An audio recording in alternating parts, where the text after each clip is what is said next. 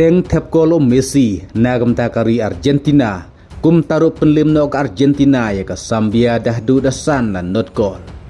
Kad ba klem ke jingdon lang jong Ronaldo penlim ke Portugal ya ke United States ta ar lan not gol. Ha ka bau Joe Felix ru ulap teng ban tep gol nagam tak ke Portugal. Kad ba ke Spain kala ya khaj bat ke Egypt ha ka ba omdon ba yo ban tep gol. Kad ba ke Japan klub limno ke England da shikol. Bat ke ne ke jinglekai perlok ka deiro kum sibenta pan penkre nagam ta ka World Cup arjar arpohunrio.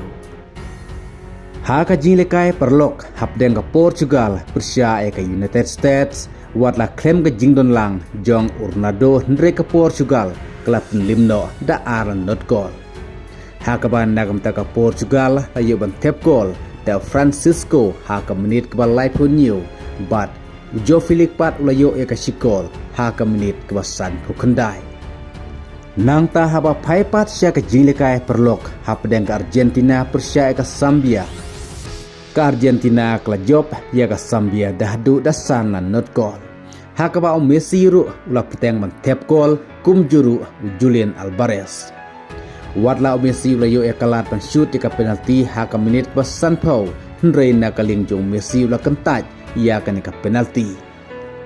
Ha ka ba ula Aitino Syau Otamendi pan shoot ya kan ke penalti. Watla Messi ula yolat ban tep arkol hendrei ula kentaj ke penalti kumta ulayo tangkan ke shikol.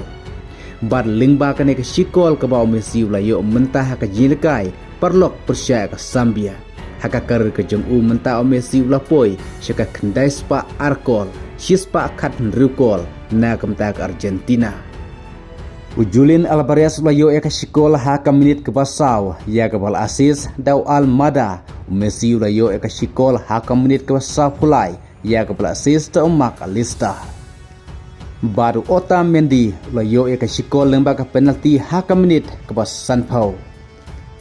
Nang tak Argentina ka yo eye ke shikol ha ka menit ke bah nrebu praling ba ka unkol udi canda. Bat ya ka kol ke basan layo daubi barko ha ka menit ke bah kendai pau plosau. Kumta lingba ka ne ke shikol ke ba Messi layo menta ka step lapoi shika kendai spa arkol ha ka karir ke jong na ki shispa sap sau seni madan. Kublai shibun.